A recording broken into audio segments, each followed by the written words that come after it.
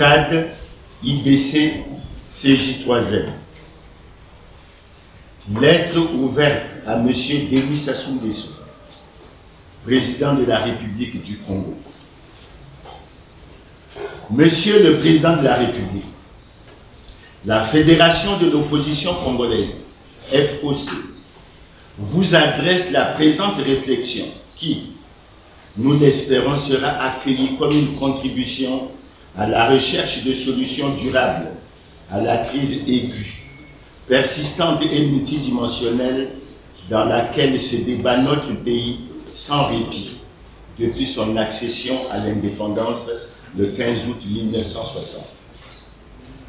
Votre message à la nation le 14 août 2022, à l'occasion de la commémoration du 62e anniversaire de l'indépendance du Congo, affiche, comme l'ensemble de vos précédentes adresses au peuple congolais, un sentiment d'autosatisfaction, en totale contradiction avec la réalité cruelle de la situation de chaos généralisé qui n'épargne aucun domaine vital au plan politique, économique, social, culturel et moral. Il apparaît clairement dans vos messages successifs à la nation que les lamentations et les angoisses du peuple congolais échappent à votre lecture de leurs conditions de vie au quotidien, faites de privations diverses, de précarité, de misère et de pauvreté. Monsieur le Président de la République, après les espoirs suscités au sein du peuple congolais par la réussite en 1991-1992 des États généraux de la Conférence nationale souveraine, CNS, suivi d'une transition pacifique du système de parti unique à celui fondé sur la démocratie et le pluralisme, le Congo traverse une crise sans précédent, crise multidimensionnelle actuelle qui tire sa source de 3 guerres civiles meurtrières et dévastatrices en 1993, 1997 et 1998, dont l'une d'elles vous a offert l'opportunité de reconquérir par les armes en octobre 1997 le pouvoir perdu par les urnes contre Pascal Lissouba, élu démocratiquement en 1992. Depuis ce coup d'arrêt du processus démocratique initié par la Conférence nationale souveraine de 1991, le peuple congolais, traumatisé par plusieurs décennies de violence politique, traverse des jours et des nuits d'angoisse au cours desquels nous craignons de voir s'écrouler définitivement l'édifice d'une nation et d'un État que 62 ans d'indépendance n'ont pas permis de bâtir dans la cohésion nationale, la paix, la démocratie et le développement conformément à notre devise nationale, unité, travail, progrès. Au-delà de ces manifestations économiques, sociales et culturelles, la crise que traverse notre pays est morale et démocratique, mais elle est traitée essentiellement en crise politique, source évidente de conflits permanents dont l'enjeu est le contrôle du pouvoir d'État, régulièrement confisqué. Voici 62 ans d'indépendance par des groupuscules associés et organisés sur des bases claniques, tribales, ethniques, affairistes, voire criminelles. Monsieur le Président de la République, la crise morale et démocratique que traverse notre pays depuis votre retour au pouvoir en octobre 1997 procède de la violation par les gouvernants des 2 piliers indissociables sur lesquels repose la construction et le développement des nations modernes et prospères, à savoir les valeurs éthiques et morales et les principes du pluralisme démocratique. Premièrement, la crise morale, elle est fondée sur la négation de l'homme comme moteur du développement.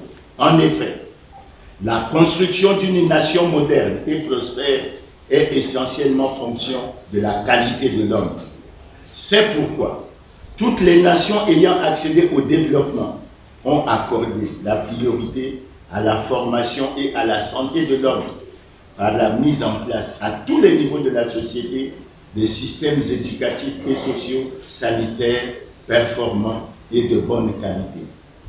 En effet, former correctement l'homme congolais et lui donner un haut degré d'instruction, de conscience civique et morale furent les objectifs prioritaires de vos prédécesseurs, Fulbert Youdou, Alphonse Massamba Deba et Marien Gouabi, dont les politiques dans les domaines de l'éducation et de la santé avaient mis l'accent sur la qualité des infrastructures et équipements scolaires au niveau primaire, secondaire, professionnel, technique et universitaire, l'accès aux bourses scolaires à tous les niveaux des études et sans discrimination de tous les enfants congolais, quelle que soit leur origine sociale, la rigueur dans la discipline et la conscience civique à tous les niveaux des établissements scolaires, le suivi médical des enfants scolarisés par un service de médecine et d'hygiène scolaire approprié et de qualité.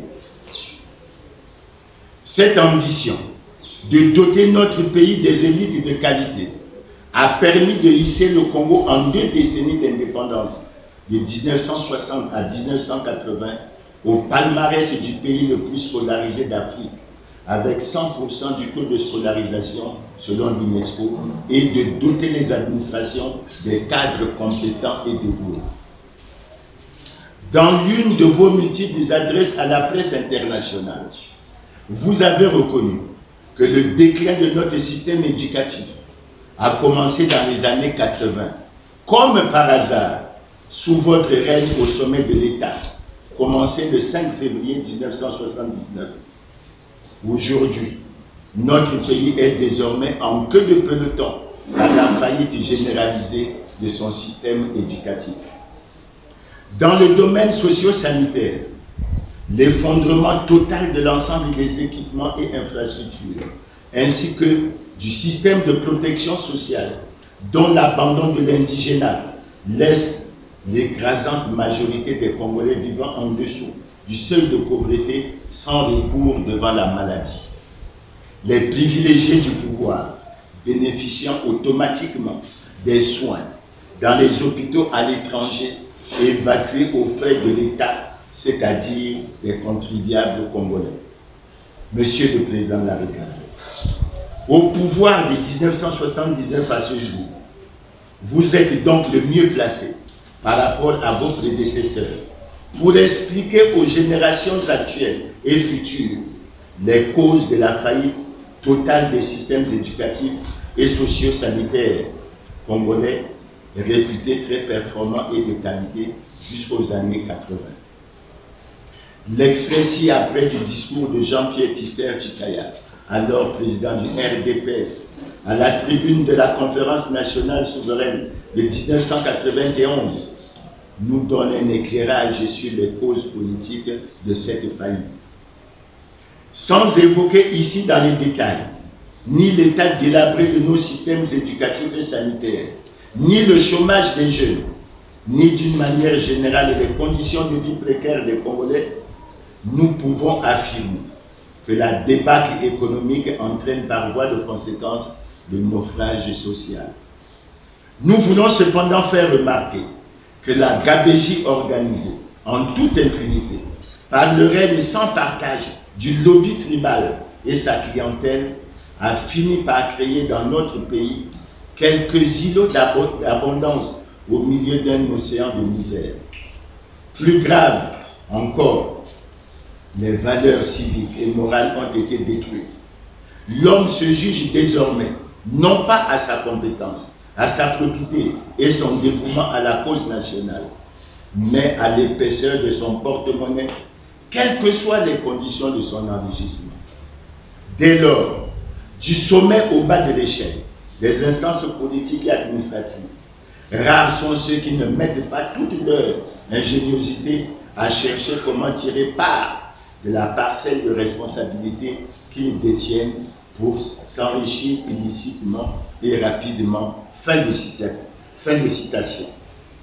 Ce discours historique du fait Tjister-Tchikaya conserve encore toute son actualité, face aux réalités actuelles de notre société en crise. La destruction des valeurs civiques, éthiques et morales dans notre société est donc à l'origine du naufrage de notre pays. Car le développement d'une nation est avant tout fonction de la qualité de ses hommes, et le rôle de toute organisation politique est de placer ces hommes dans des conditions permettant à mieux stimuler leur formation, leurs facultés créatrices et de mieux libérer leurs énergies pour les mettre au service de la construction nationale. Deuxièmement, la crise démocratique. Elle tire sa source dans le non-respect par les gouvernants de la règle de la majorité et celle du règne du droit. 2.1. La règle de la majorité traduit en termes pratiques le principe de la souveraineté du peuple qu'il exerce par l'élection. Les élections sont donc la pierre angulaire des gouvernements représentatifs démocratiques. Dans une démocratie, l'autorité des gouvernants n'émane que du consentement des gouvernés, c'est-à-dire le peuple souverain. Le mécanisme qui traduit ce consentement du peuple en autorité gouvernementale est la tenue des élections libres, transparentes et équitables, afin que le principe d'équité et d'égalité, un homme, une voix, soit respecté. Le recensement du corps électoral devrait scrupuleusement répondre aux normes des statistiques démographiques du recensement général de la population et de l'habitat, RGPH, et aux critères en la matière. Aucune manipulation, ni tripatouillage du corps électoral n'est ni acceptable, ni tolérable, car cela constitue une atteinte grave au droit fondamental du citoyen de choisir librement les dirigeants de son pays par le vote. C'est pourquoi le recensement administratif spécial RAS de 2013, réalisé par le ministère de l'Intérieur et qui consacre de manière honteuse et flagrante une diminution du corps électoral dans les départements des zones du sud du pays et un gonflement du corps électoral dans les départements des zones du nord, est une grave atteinte aux droits fondamentaux des citoyens, à la cohésion sociale et à l'unité nationale. Malheureusement, depuis 2002, la gouvernance électorale a été totalement confisquée au profit des candidats du Parti congolais du travail par le recours à des procédés antidémocratiques. La souveraineté du peuple, consacrée par les principes universels de la démocratie, est inviolable et n'est possible que dans le strict respect de la règle de la majorité. 2.2. Le règne du droit, c'est-à-dire la Constitution. Il traduit l'existence d'une loi qui s'impose à tous, sans exception, et qui garantit les droits et devoirs des citoyens ainsi que l'exercice des libertés. En démocratie, la Constitution est la loi suprême dont découle l'organisation de la nation et de la société. Elle consacre le règne de l'état de droit, dont la violation est source de conflits et de violences politiques. Or, les conflits et les violences politiques, dont l'enjeu est le pouvoir, est-il besoin de le rappeler, sont les plus sanglants, souvent aggravés en Afrique en général et particulièrement au Congo, par l'influence et l'emprise sur les acteurs politiques des lobbies claniques, tribalo-ethniques, affairistes et mafieux qui imposent et dictent la marche à suivre aux gouvernants. Ces conflits, engendrés par des contentieux électoraux, ont toujours été à l'évidence dommageables à la cohésion sociale et à l'unité nationale, confrontés de manière récurrente, en 62 ans d'indépendance, à l'épreuve des luttes fratricides pour la conquête ou la conservation du pouvoir. Le plus sanglant conflit électoral de l'histoire du Congo étant celui à l'origine de la deuxième guerre civile qui éclate le 5 juin 1997 à la veille de l'élection présidentielle pour la seconde mandature du président élu en 1992, Pascal Lissouba. Une guerre meurtrière et dévastatrice dont les effets se prolongent jusqu'à ce jour. La campagne militaire absurde des massacres dans le département du Pôle en 2016-2017 en est l'illustration récente du climat ambiant et permanent de guerre civile entretenu autour des enjeux du pouvoir. Monsieur le Président de la République, l'histoire du Congo, notre beau pays, depuis son indépendance le 15 août 1960, est toujours demeurée mouvementée, tumultueuse, convulsive, marquée par l'intolérance, la haine de l'autre, la violence politique. En 62 ans d'indépendance, les coups d'État, les insurrections et les guerres civiles ont rythmé de manière récurrente l'alternance au pouvoir au prix de pertes de vie ou de liberté pour des dizaines de milliers de victimes souvent innocentes. Au-delà de ces milliers de compatriotes victimes connues ou anonymes de l'intolérance politique, le bilan après de 62 ans d'indépendance, à travers le sort de vos 5 prédécesseurs à la magistrature suprême, illustre parfaitement la tragédie longue et sans perspective de solution du peuple congolais. Premièrement, Fulbert Illoulou, 3 ans de règne de 1960 à 1963, arrivé au pouvoir par élection en 1960, chassé du pouvoir en août 1963 par insurrection populaire, condamné à mort, décédé en exil en Espagne en 1972, inhumé sans obsèques nationales. Deuxièmement, Alphonse Massamba Deba, 5 ans de règne, de 1963 à 1968, arrivé au pouvoir par insurrection populaire en août 1963, chassé du pouvoir par coup d'État militaire le 31 juillet 1968, arrêté, condamné à mort et supplicié en mars 1977 suite à l'assassinat du président Marien Ngouabi. Son corps n'a jamais été retrouvé jusqu'à ce jour. Troisièmement, Marien Ngouabi, 9 ans de règne, de 1968 à 1977, arrivé au pouvoir par coup d'État le 31 juillet 1968, assassiné en plein exercice de ses fonctions le 18 mars 1977. Troisièmement, bis, Denis Sassou Nguesso, président du comité militaire du parti, de mars à avril 1977. Quatrièmement, Joachim Yombi Opango, 2 ans de règne de 1977 à 1979, arrivé au pouvoir par coup d'État militaire suite à l'assassinat du président Marien Ngouabi en avril 1977, chassé du pouvoir le 5 février 1979 par coup d'État, emprisonné sans jugement pendant 11 ans, de 1980 à 1991, contraint à l'exil en France en 1997 avec Pascal Lissouba, dont il a été le Premier ministre, mort en France en 2020 de maladie.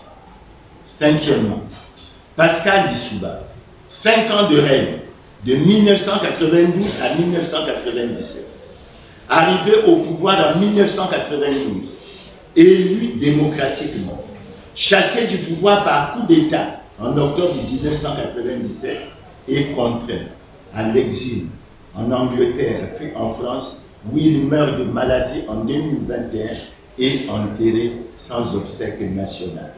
Sixièmement, Denis Sassou Nguesso, 38 ans de règne en 2 périodes, de 1979 à 1992 et de 1997 à ce jour.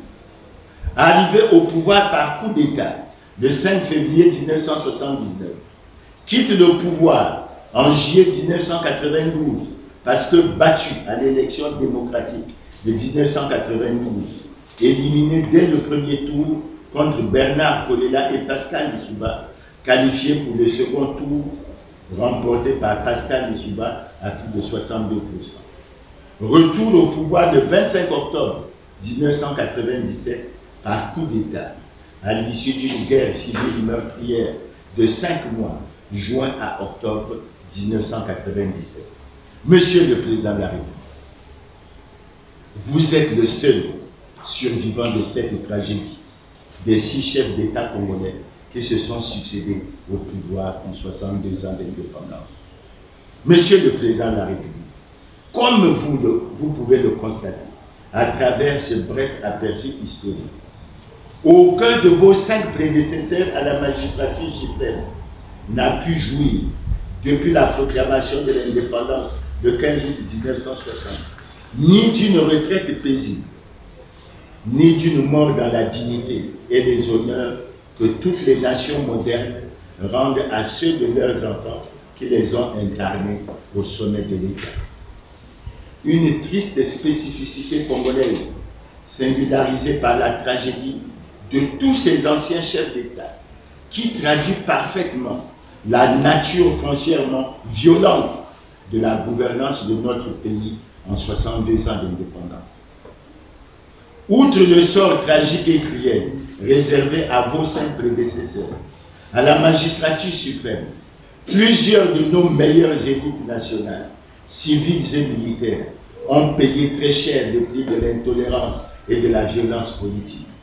Même le monde ecclésiastique n'a pas été épargné, avec l'assassinat crapuleux du premier et unique cardinal congolais, Émile Bialinga, alors que vous assumez encore la présidence du comité militaire du parti CNP au mois de mars 1997, avant de passer le pouvoir au président Joachim Yongi Opango au mois d'avril de la même année. L'assassinat du cardinal Émile Bialinga sera suivi de celui de 4 autres hommes d'église à Mingi, un pasteur protestant, un prêtre catholique, un officier de l'armée du salut et un pasteur évangéliste, alors qu'ils étaient en mission de fête dans cette localité en guerre civile. L'assassinat et le meurtre pour des mobiles politiques n'ont connu aucune trêve en 62 ans d'indépendance, avec une véritable chasse à l'homme organisée et planifiée par tous les pouvoirs contre nos élites nationales, dont le sort, pour ceux qui ont échappé à la mort, sera la prison ou l'exil à l'étranger, où plusieurs sont décédés sans retour au pays de leur dépôt. Mungunga Ndila et Fidel Nkikita.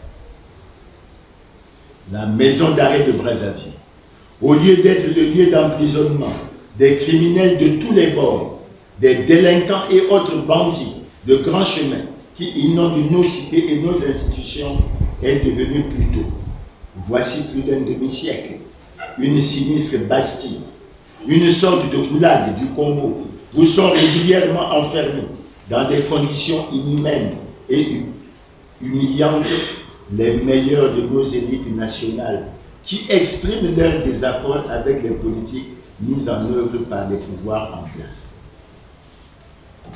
Comme dans les systèmes du communisme totalitaire, la conspiration, le complot ou le coup d'État, dans l'essentiel des cas imaginaires, ont régulièrement servi de prétexte pour justifier la mort physique ou politique des opposants.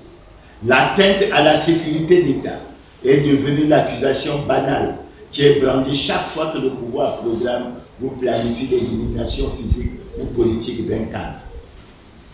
Depuis plus d'un demi-siècle, les Congolais assistent régulièrement, jusqu'à ce jour, au déploiement de simulacres d'enquête musclées de police et de justice, conduites contre des opposants, supposés ou réels, par des fonctionnaires préalablement sélectionnés, parmi les plus zélés, fanatisés et motivés.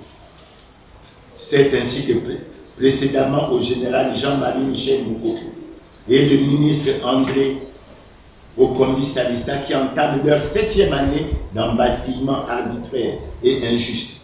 Plusieurs illustres personnalités de nos élites nationales, civiles et militaires, ont séjourné dans les lugubres cellules de la maison d'arrêt.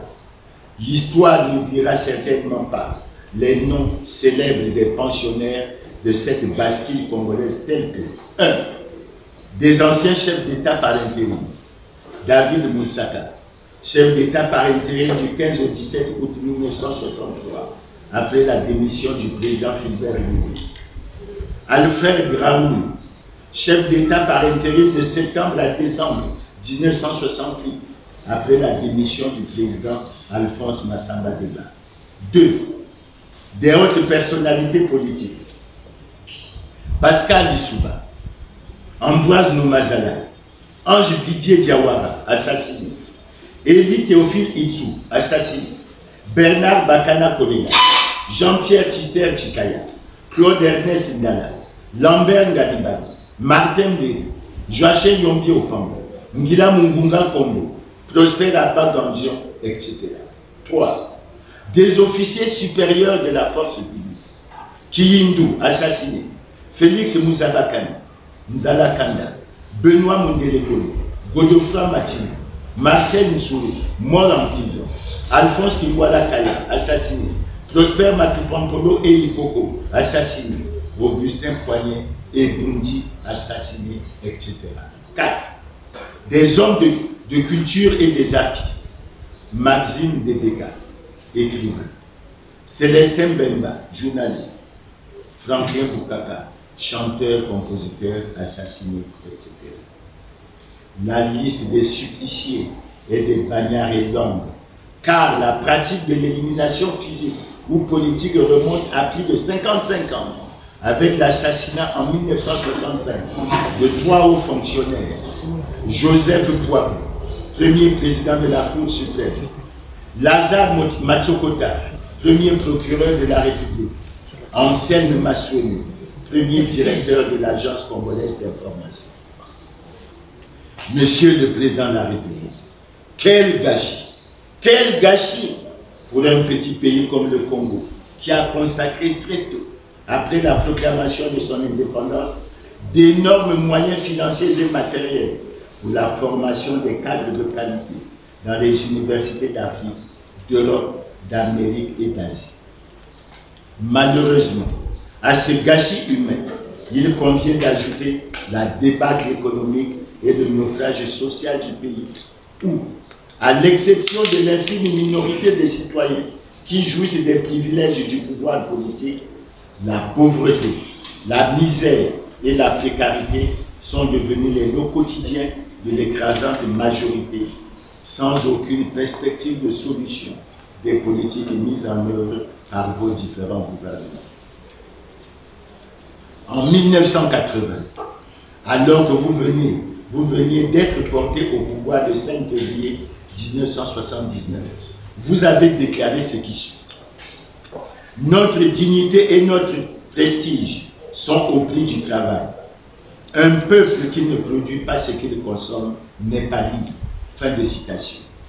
Cette déclaration solennelle et pertinente fut accompagnée des slogans célèbres tels autosuffisance alimentaire d'ici à l'an 2000, agriculture priorité des priorités, santé pour tous d'ici à l'an 2000.